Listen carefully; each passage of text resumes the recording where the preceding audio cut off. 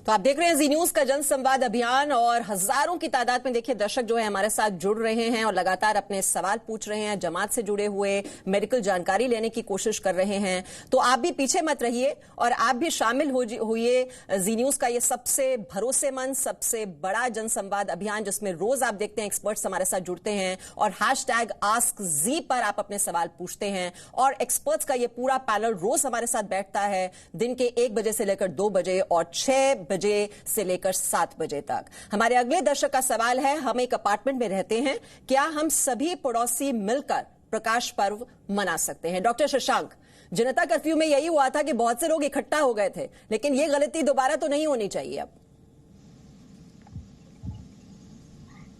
बिल्कुल नहीं होनी चाहिए ये गलती। आपको आपके घर के बाहर छोटी सी जो आपको ये दीप जलाना है वो जलाइए, आप सामूहिक नहीं जाइए, सोशल डिस्टेंसिंग प्लीज मेंटेन कर लीजिए। हाथ जोड़ के विनंती है, पंतप्रधान का जो ये अभियान है वो अपने को सक्सेसफुल करना है और इसके लिए सबकी कोऑपरेशन की जरूरत है। सामूहिक सोशल डिस्टेंसिंग बहुत जरूरी है ये टाइम में। और अगला सवाल है, जिस तरह जनता कर्फ्यू के दौरान ताली और थाली बजाई गई थी, क्या उसी तरह प्रकाश पर्व भी मनाना है? ये हमारे दर्शक का सवाल है। प्रोफेसर जुनैद हैरिस, मैं आपसे पूछना चाहूंगी, यहां पर आप भी प्रकाश पर्व मनाएंगे 5 अप्रैल को? बिल्कुल। देखिए, प्रधानमंत्री ने एक चीज को कहा है, उससे मोरल बुस्टअप की बात है, लेकिन एक चीज मैं कहना जरूरी समझता हूं कि प्रधानमंत्री ने जो कहा है सोशल डिस्टेंसिंग के लिए, पिछली बार उसे मेंटेन नहीं किया गया था, उसे एक उत्सव के तौर पर मनाया गया, एक रैली की तरह से लोग सड़क पर निकल आए थे, वो मेंटेन करना जरूरी है। मोरल बुस्टअप, हम सब एक साथ जुड़े हुए हैं, सब एक दूसरे को कोऑपरेट कर रहे हैं, लेकिन वो दूरी मेंटेन नहीं हो सका था। इस बार ऐसा नहीं हो, इसके लिए भी एक अभियान की जरूरत है और इस पर ज्यादा जोर देना चाहिए। जी, अगला सवाल है, मोदी जी शुक्रिया, 5 अप्रैल को मैं रोशनी करूंगा, क्या हम लोग मिलकर कोरोना को हरा देंगे? शारदा जी, शायद यही सामूहिक शक्ति जो है उसी का परिचय हमें देना है कि हम मिलकर अगर ये लड़ाई लड़ेंगे तो हम जरूर परास्त कर सकते हैं कोरोना को।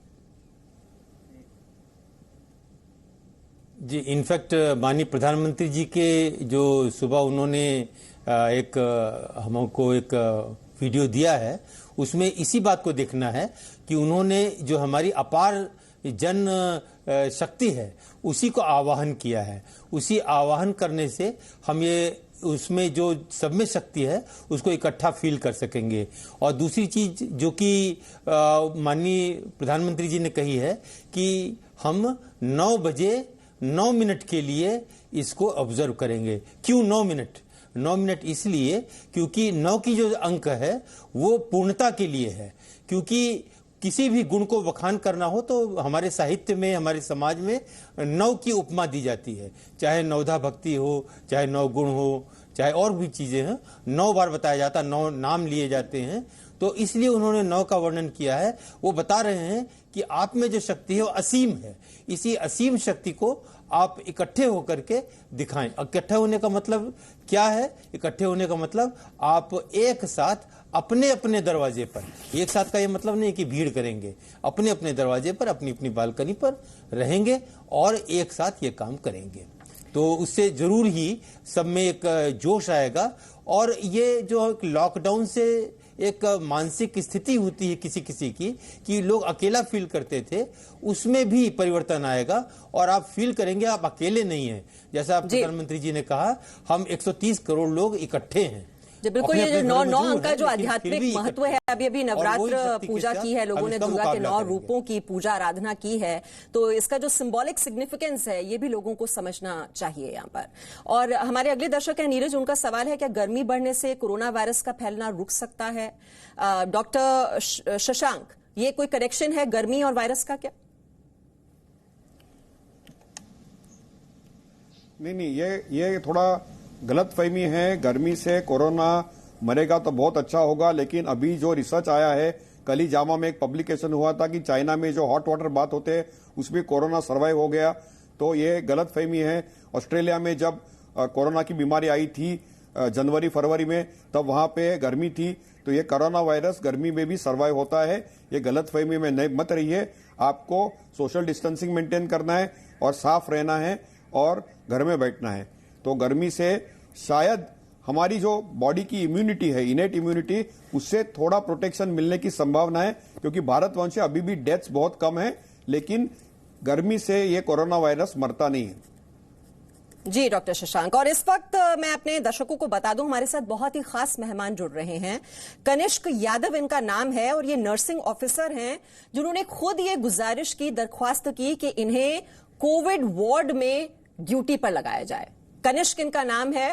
कनिष्क, मैं दिल से आज आपको सलाम कर रही हूं, आपके हौसले की मैं तारीफ करती हूं, लेकिन मुझे यह बताइए आप कि कोरोना जिसको लेकर इतना ज्यादा लोगों में खौफ है, डर है, और सुनते ही एक सिरहन सी पैदा हो जाती है शरीर में, आप कोविड वार्ड में आपने कहा कि आपको ड्यूटी पर भेजा जाए, ऐसा क्यों? मैडम, एक तो क्या है, इसकी ट्रांसमिशन रेट जरूर इसकी ज्यादा है, लेकिन जैसे डॉक्टर साहब ने भी बताया, डॉक्टर शशांक ने, कि जो मोर्टेलिटी रेट है वो हिंदुस्तान में बहुत ही कम है। तो मैं तमाम हमारे जितने भी हेल्थ केयर जो प्रोवाइडर्स हैं, वर्कर हैं, उनको मैं यही संदेश देना चाहता हूं कि अगर आप पेशेंट की केयर करने जाएंगे, उनके बिल्कुल नजदीक जाएंगे, अगर आप प्रॉपर पीपीई के साथ जाते हैं तो ऑब्वियसली जो है चांसेस हैं वो बहुत मिनिमल हो जाएंगे। बाकी जो है 1-2% तो रहेंगे ही रहेंगे। तो ऐसा कुछ नहीं है कि इसकी मोर्टेलिटी रेट बहुत ज्यादा है। इतना होगा कि अगर हम भी पॉजिटिव आ जाते तो 14 दिन हम खुद क्वारंटाइन में डाल दिए जाएंगे, बट आउटकम ये निकलेगा कि हम बहुत सारे पेशेंट को, बहुत सारे सोसाइटी में जो लोग हैं उनको बचा पाएंगे। जी, तो कनिष्क, अभी आप एम्स में अब ये काम कर रहे हैं? जी, मैं कोरोना आईसीयू में डिप्यूट हो चुका हूं मैडम। जिस दिन मैंने एप्लीकेशन लिखी, विदिन 30 सेकंड वो अप्रूव हो गई थी और मैं वहीं पे उसी दिन से काम कर रहा हूं। ठीक है कनिष्क, लेकिन जब आप ये खबरें सुनते हैं, अभी कल ही हमें पता चला कि एम्स में जो डॉक्टर दंपति हैं वो भी कोरोना पॉजिटिव पाए गए हैं और उनकी जो पत्नी है वो 9 मंथ्स प्रेग्नेंट भी है। जब आप इस तरह की खबरें सुनते हैं तो आपको थोड़ा डर नहीं लगता? और खासतौर पर जब आपने ये फैसला किया, आपके जो परिवार वाले हैं, क्या उन्होंने आपको रोकने की कोशिश नहीं की? बिल्कुल की है। मेरी वाइफ तो 12 घंटे तक रोई है। वो जब अगले दिन सुबह उठी तो उसको लगा कि हाँ ठीक है, इसने डिसाइड कर लिया, और जो ये डिसाइड कर लेता है उस पर ये सुनता तो है नहीं किसी की भी। बट मुझे बिलीव था कि अगर मैं ड्यूटी करूंगा तो मेरे जितने भी कॉलीग हैं, उसके जितने भी कर्मचारी हैं, और दिल्ली के अंदर, ना केवल दिल्ली बल्कि पूरे देश में जितने भी मेरे दोस्त लोग हैं जो मेरे संपर्क में हैं, वो डेफिनेटली अपने आप को, उनका जो मोराल है वो बूस्ट होगा, और वो भी इस लड़ाई में पूरे, जो आज भारत की मान की बात आ चुकी है, देश की मान सम्मान की बात आ चुकी है, वो इसमें अपनी भागीदारी एज ए सोल्जर निभाएंगे। और डेफिनेटली उस दिन के बाद से अभी तक जो जितने भी हमारे साथी कर्मचारी हैं, अभी मेरे पास रिक्वेस्ट आ रही है कि मुझे भी इसमें अपनी भागीदारी तय करनी है, और मेरी भी ड्यूटी जो है जब भी जरूरत पड़े मैं आईसीयू और वार्ड में लगाने के लिए तैयार हूँ। बहुत ही अच्छा। और आप जैसे कोरोना वॉरियर्स की इस वक्त देश को बहुत ही ज्यादा जरूरत है, और अगर आप जैसे और लोग सामने आएंगे तो कोरोना के खिलाफ ये जो लड़ाई है ये आसान हो जाएगी। और इसी वजह से शायद स्वास्थ्य मंत्री हर्षवर्धन ने भी उम्मीद जताई है कि देश जल्द ही कोरोना के खिलाफ विजय हासिल कर लेगा। पूरा विश्वास है कि जिस प्रकार से पूरे देश में पूरा मेडिकल प्रोफेशन का परिवार, और उसके साथ साथ जो हमारा सरकारों के अंदर जो दूसरे विभिन्न विभाग हैं, वो सब लोग जिस तरह से एक परिवार के रूप में मिलकर काम कर रहे हैं, कोरोना के खिलाफ जंग को हम बहुत जल्दी सफलतापूर्वक जीतेंगे। और हमारे अगले दर्शक हैं आदर्श तिवारी, उनका सवाल है, क्या पुलिस और डॉक्टर पर हमला करना क्या कोई साजिश तो नहीं है? एलन राव साहब, ये अगर सहयोग नहीं कर रहे हैं पुलिस कर्मियों के साथ, मेडिकल स्टाफ के साथ, कोई साजिश आपको नजर आती है इसके पीछे?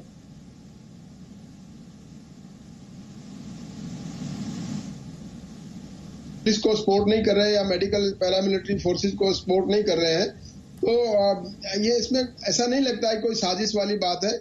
हाँ, ये लोग हैं, इनको थोड़ा सा इनका ज्ञान कम है समझ लीजिए, या इनको सोच जो आदमी इस चीज में लिप्त हैं, जो कि इनको अपोज कर रहे हैं, मैं उनकी थोड़ा जो अंडरस्टैंडिंग की बात है और जो अपनी बुद्धि की जो मैं उसको कमी समझूंगा, क्योंकि उनको सोचना चाहिए। देखिए, हम आज की डेट में सभी के सभी भारतीय अगर मिलकर ये पॉजिटिव थिंकिंग की बात करें कि हमने कोरोना के साथ लड़ना है और उसके लिए सहयोग देना है, तो हम कोई वजह नहीं है, जैसे प्रधानमंत्री जी ने कहा कि अगर हमें पॉजिटिव सोच रखनी है तो कोई भी काम ऐसा मुश्किल नहीं है इस दुनिया में जो कि विजय नहीं हो सकता है। सिर्फ जरूरत है हमें सबको कोऑपरेशन की, सबको एकजुट होकर इसके साथ लड़ने की और पॉजिटिव थिंकिंग रखने की।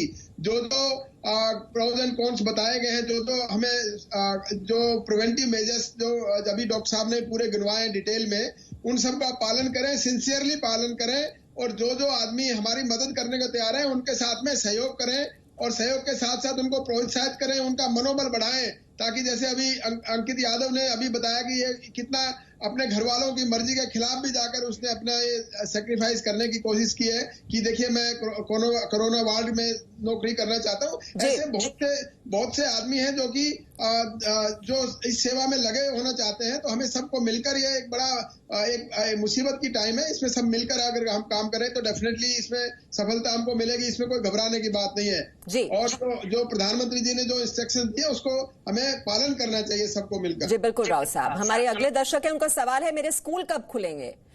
ये चिंता सबको यहाँ पर सता रही है। Doctor Shashank, as a medical expert आपकी असेसमेंट क्या कहती है? अभी तो पाबंदियां रहनी चाहिए, खतरा तो अभी बरकरार है। नहीं, अभी स्कूल तो मेरे को लगता है जून जुलाई में ही खुलेगी, उसके पहले खुलना मुश्किल है। बिकॉज यदि लॉकडाउन भी निकल जाता है तो भी आप सबको ये दो चीज याद रखनी है कि वायरस अभी भी है और वायरस को जाने को थोड़ा टाइम लगेगा। तो कोऑपरेशन की जरूरत है। स्टैगर्ड लॉकडाउन होगा, हलू हलू सब कुछ ठीक होगा, बट नॉर्मलाइज पूरी स्थिति होने को एटलीस्ट जून आएगा। शायद परीक्षा हो सकती है मई में, यदि ये नियंत्रण में आएंगे, जो ज्योग्राफीज में नियंत्रण आएंगे। अभी क्या हो गया, कोई जगह पे हॉटस्पॉट्स भी आए हैं, तो ये हॉटस्पॉट्स को कंट्रोल करना बहुत जरूरी है। तो इसलिए मेरे को लगता है पूरी स्कूल जो नॉर्मल आने को शायद जून जुलाई हो जाएगा। ठीक है। और अगला जो सवाल है हमारे दर्शक का, वो निखिल गाबा है इनका नाम। ये पूछ रहे हैं अगर मैं बाद में ईएमआई देता हूं तो क्या इस पर पेनल्टी भी लगेगी? ये ईएमआई से जुड़ा हुआ एक और सवाल अभी भी मेरे पास आया है। अनिल दत्त इनका नाम है, वो भी यही बात पूछ रहे हैं कि एचडीएफसी बैंक से कार लोन ले रखा था, लेकिन ईएमआई भरने के लिए बार बार बैंक से जो है कॉल्स आ रहे हैं और मैसेजेस आ रहे हैं, तो मैं क्या करूं? हमारे साथ सुनील गुप्ता हैं जो कि एक्स डायरेक्टर रह चुके हैं पीएनबी के, फाइनेंशियल एक्सपर्ट। उनसे जवाब जान लेते हैं। सुनील जी, क्या करना चाहिए इनको? देखिए, जितने भी पब्लिक सेक्टर बैंक्स हैं उन्होंने आरबीआई की एडवाइजरी के बाद में सभी ने 3 महीने का मॉरेटोरियम अपने कस्टमर्स को दे दिया है अक्रॉस द बोर्ड। उन्होंने कोई रिक्वेस्ट नहीं मांगी है कस्टमर से। लेकिन जो है प्राइवेट बैंक है लाइक आईसीआईसीआई, एचडीएफसी और इंडिया बुल्स जैसी एनबीएफसी, इन लोगों ने क्या किया है, उनकी एडवाइजरी को मानते हुए अपने कस्टमर्स को लिखा है कि आप हमारे पोर्टल पे जाके एक रिक्वेस्ट डालें हमको कि आपको अपना लोन में ईएमआई को मॉरेटोरियम लेना है 3 महीने का as per advisory of RBI. तो हर कस्टमर को उस पोर्टल पे जाके उस फॉर्म को भरना पड़ेगा, रिक्वेस्ट डालनी पड़ेगी बैंक में, तब जाके वो अलाउ करेंगे। अलाउ कर रहे हैं सारे बैंक, एचडीएफसी भी कर रहा है, आईसीआईसीआई भी कर रहा है, सब लोग, कोटक महिंद्रा बैंक भी कर रहा है, सब लोग अलाउ कर रहे हैं। लेकिन इनको अपनी रिक्वेस्ट डालनी पड़ेगी। वो 3 महीने की जो मॉरेटोरियम इनको अपनी किस्त के ऊपर लेना है। लेकिन ये ध्यान रखें कि अगर इनके पास में फंड्स हैं तो ये पेमेंट कर दें, क्योंकि इन 3 महीनों का ब्याज तो इनको भरना पड़ेगा जो डिले होगी। बेशक वो एक्सटेंड हो जाएगी, लास्ट में पेमेंट करना पड़ेगा इनको 3 महीने को। लेकिन एडवाइस यही है कि अगर इनको टाइम बढ़ाना है तो उनके पोर्टल पे जाके रिक्वेस्ट डालें, अदरवाइज उनकी ईएमआई भर दें। ठीक है, तो रिक्वेस्ट भेज दें, लेकिन हाँ जो इंटरेस्ट है वो तो आपको जरूर पे करना पड़ेगा, लेकिन डेफर्ड पेमेंट इसमें हो सकते हैं, क्योंकि बहुत सवाल इससे जुड़े, ईएमआई से जुड़े हुए लोग बहुत ज्यादा परेशान हैं। और छोटे छोटे बच्चे भी कितना ज्यादा इंफॉर्म्ड हैं कोरोना वायरस को लेकर। ये देखिए चांदनी शर्मा हैं, ये बच्ची हैं जो बताती हैं कि लॉकडाउन के दौरान लोगों को घर में कैसे रहना चाहिए, क्या करना चाहिए। ये वीडियो संदेश हमारे पास आया है। फ्रेंड्स, myself चांदनी शर्मा। मैं मेरे सिमिलर एज के फ्रेंड्स को कोरोना हॉलीडेज रेस्पॉन्सिबिलिटी से स्पेंड करने की कुछ टिप्स बताना चाहती हूँ। सभी फ्रेंड्स अपने पेरेंट्स को खाने पीने और बाहर घूमने को लेकर परेशान न करें। We have a lot of activities to do in our home, just like drawing, painting, singing, dancing and indoor games. साथ ही हम घर के काम करके अपनी मम्मी को भी खुश कर सकते हैं। हम प्रण लेते हैं कि हम खुद भी बाहर जाने की जिद नहीं करेंगे और पापा को रोकने के लिए यह स्लोगन बोलेंगे, न जाएंगे न जाने देंगे। मैं मेरे प्यारे देशवासियों से कहना चाहती हूँ कि घर अपना बचा लो, देश बच जाएगा। कुछ दिन घर में ही रहो, नहीं तो गुलाम मच जाएगा। हम जब साथ देंगे मोदी बाबा का, तो निश्चित ही भारत कोरोना पर विजय पाएगा। जय हिंद। देखिए, छोटे छोटे बच्चे भी हैं और वो समझ रहे हैं इस मामले की गंभीरता और टिप्स भी दे रहे हैं कि आपको क्या करना चाहिए। घर में ही है, बहुत सी एक्टिविटीज हैं जो आप कर सकते हैं और आप अपनी मम्मी पापा की भी मदद कर सकते हैं। ये बच्चे समझ रहे हैं इस वक्त। हमारा अगला जो वीडियो संदेश है वो ये पूछ रहे हैं कि सीबीएसई का 12वीं कक्षा के बाकी पेपर लेगी। I want to ask one question from you. When CBSE conduct class 12 remaining papers? Thank you. यहाँ पर डॉक्टर शशांक, ये आपको क्या लगता है कि अब चलिए जो बाकी क्लासेस हैं उनमें तो कोई प्रॉब्लम है नहीं, वो जनरल प्रमोशन दे ही दिया गया है, लेकिन यहाँ पर मामला फंसता है 10th का और 12th का। 10th के वैसे पेपर्स हो गए थे लेकिन 12वीं के कुछ पेपर्स रह गए थे। अब ऐसे में ये बहुत ही क्रूशियल हो जाएगा फैसला लेना।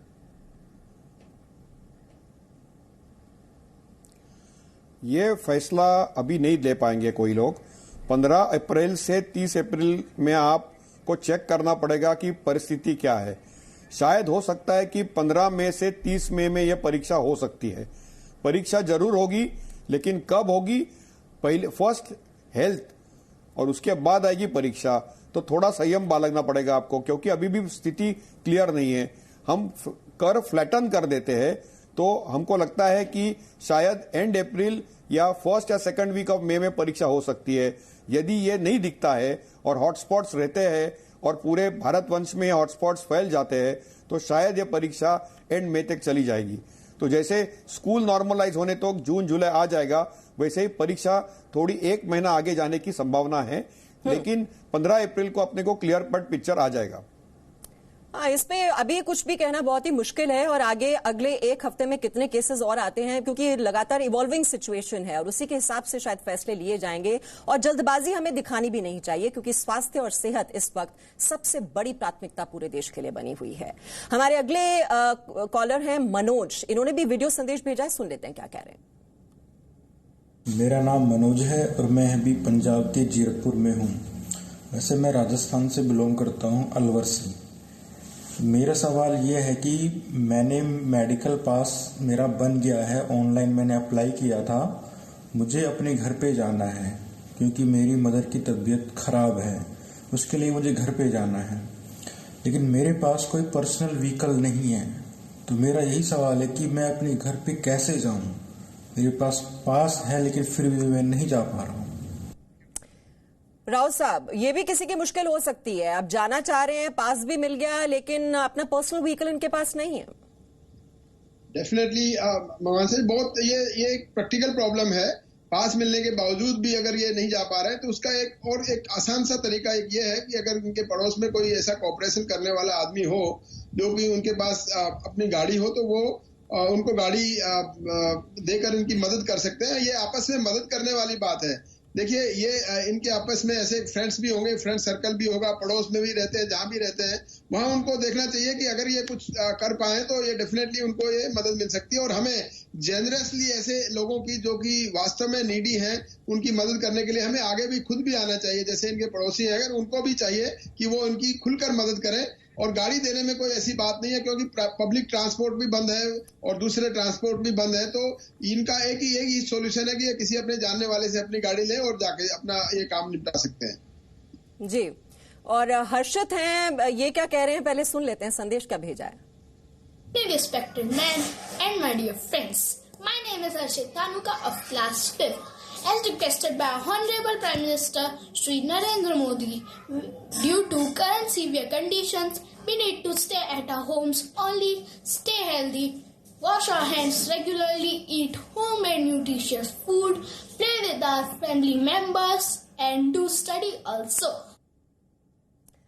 प्रोफेसर जुनैद हैरिस, आप देख रहे हैं कितने छोटे छोटे बच्चे हैं लेकिन कितने इन्फॉर्म्ड हैं, कितनी जागरूकता है इस बात को लेकर, क्योंकि लगातार हम अपने चैनल के माध्यम से और सोशल मीडिया का जितना प्लेटफॉर्म है आप देख रहे हैं कि लोगों को जागरूक करने की कोशिश की जा रही है।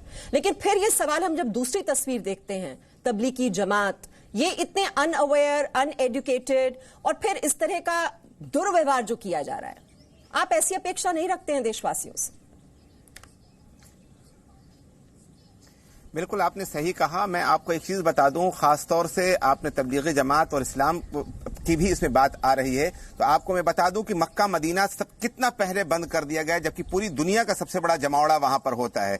और यही नहीं, खुद हिंदुस्तान के अंदर वजू बनाने को, बार बार हाथ धोने को कहा जा रहा था, और फिर खुद प्रॉफिट मोहम्मद ने जो शिक्षा दी है कि किस तरीके से हम बीमारी को रोक सकते हैं कि न कहीं जाया जाए और न वहां से भागा जाए, तो इसके बावजूद कैसे ये चीज रह गई, ये अफसोस की बात है। और दुर्व्यवहार करना खासतौर से पुलिसकर्मी के साथ, खासतौर से जो डॉक्टर्स हैं जो जीवन बचाने का काम कर रहे हैं, बहुत अफसोसनाक पहलू है। अभी जो अंकित जी की, यादव जी की चीज हमारे सामने आई, मैं समझता हूं इसी तरह से आगे बढ़ करके ये लोगों को, धर्म गुरुओं को, धार्मिक लोगों को आगे बढ़ करके भी ऐसी अपने आप को पेश करने की जरूरत है, और किस तरह से हम काम आ सकते हैं सोसाइटी के, ये सोचने की जरूरत है।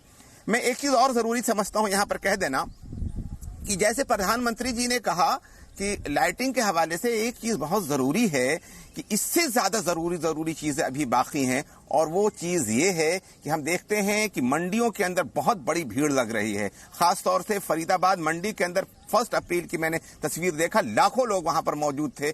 ऐसे लोग जब दूर दूर जाएंगे तो क्या होगा, इस तरह की चीजों पर हमें ज्यादा ताकत लगाने की जरूरत है। ताकि हमारा प्रोफेसर जुनैद हारिस, जो बात आप कह रहे हैं ना, सुबह शाम जब सामान लेने जाते हैं तो कैसे सोशल डिस्टेंसिंग को सफल बनाएं, ये लोगों को आज जानना बहुत जरूरी है।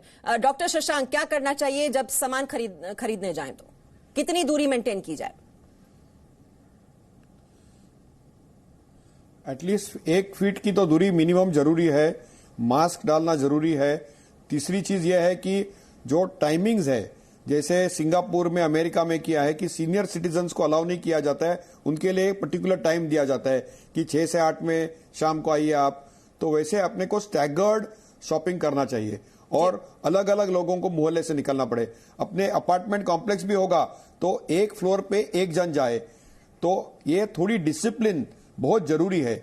एक साथ भीड़ करने में सबको धोखा है, तो थोड़ा संयम, थोड़ा रुकना पड़ेगा। हम लोग बहुत रेस्टलेस है, तो थोड़ा सा रुकना पड़ेगा, थोड़ा टाइम जाएगा, तो कोई दिक्कत नहीं है, क्योंकि हार्म नहीं करना चाहिए। बहुत लोग दर्शक सवाल पूछ रहे हैं, मैं इसलिए चाह रही हूँ ज्यादा से ज्यादा दर्शकों को हम जोड़ लें। सीमा है, ये नर्स हैं, 8 महीने का इनका बच्चा है, क्या ये बच्चे को फीडिंग करने से कोई प्रॉब्लम तो नहीं होगी, ये पूछ रही है। मैं अगला सवाल भी आप ही से है, ये जयंत है हमारे व्यूअर, वो पूछ रहे हैं मैं किडनी ट्रांसप्लांटेड हूं, मेरी मुख्य दवाएं दूसरे शहर से आती हैं क्योंकि वो मेरे शहर में उपलब्ध तुरंत नहीं होती हैं, कुरियर बंद होने से दवा नहीं आ सकती, दवाएं कैसे उपलब्ध हो सकती हैं? दोनों सवालों का जल्दी जल्दी जवाब दे दीजिए। तो आपके जो बच्चे को दूध जरूर पिला सकती है, उसमें कोई दिक्कत नहीं है जी। और कुछ डरने की बात नहीं है, लेकिन पूरी हाइजीन मेंटेन करना बहुत जरूरी है। दूसरा सवाल है कि आपकी जो किडनी ट्रांसप्लांट की जरूरतमंद दवाई है वो लेनी आपको बहुत आवश्यक है। आपके यहाँ पे जो पुलिस या पब्लिक हेल्थ अथॉरिटीज को आप इन्फॉर्म कीजिए, आप तक दवाई मिल जाएगी। अभी बहुत हेल्पलाइंस है गवर्नमेंट ऑफ इंडिया, और जो भी आप प्रांत में रहते हैं वहां के हेल्पलाइंस को आप कांटेक्ट करेंगे तो हमारे ऐसे काफी मरीज है जहां तक दवाई मिल जाती है। आपको संपर्क करना पड़ेगा, संपर्क करेंगे तो आपको दवाई 100% मिल जाएगी। जी, बहुत बहुत शुक्रिया सभी मेहमानों का। और रोज ये हमारी कोशिश होती है, ये जी न्यूज का सबसे बड़ा जन संवाद अभियान है, और देखिए देश के 130 करोड़ लोगों के लिए हमने ये व्यवस्था की है, क्योंकि कोरोना को लेकर हर कोई परेशान है, हर कोई चिंतित है, और बहुत से सवाल हैं, बहुत सी कंफ्यूजन है, शंकाएं हैं, उलझन है, लोग चिंतित हैं। और हमारी कोशिश ये है कि इस मंच के जरिए हम जो मदद और जो जागरूकता पैदा कर सकते हैं आप लोगों में, वो हम करने की कोशिश कर रहे हैं। और देखिए ये हजारों की तादाद में रोज हमें SMS मिलते हैं, आपके सवाल हम तक पहुंच रहे हैं, और हम रोज आपसे कहते हैं कि अपने सवाल आप भेजिए। और कुछ लोगों की शिकायत होती है कि उनका जवाब नहीं मिला। आप हमारी यहाँ पर मुसीबत भी समझिए, क्योंकि हजार सवाल आएंगे तो हमारे पास 1 घंटे का वक्त होता है, 1 बजे से लेकर 2 बजे दिन में, और शाम 6 बजे से लेकर 7 बजे। और जितने सवाल के जवाब हम ले सकते हैं अपने एक्सपर्ट से, हमारी कोशिश होती है ज्यादा से ज्यादा सवाल लें। तो पूछते रहिए अपने सवाल। #AskZee, जी न्यूज का सबसे बड़ा जनसंवाद अभियान, आप भी इसका हिस्सा बन सकते हैं। शाम 6 बजे फिर हाजिर होंगे नए पैनल, नए मेहमानों के साथ। एक छोटा सा ब्रेक, फौरन लौटते हैं और खबरें लेकर।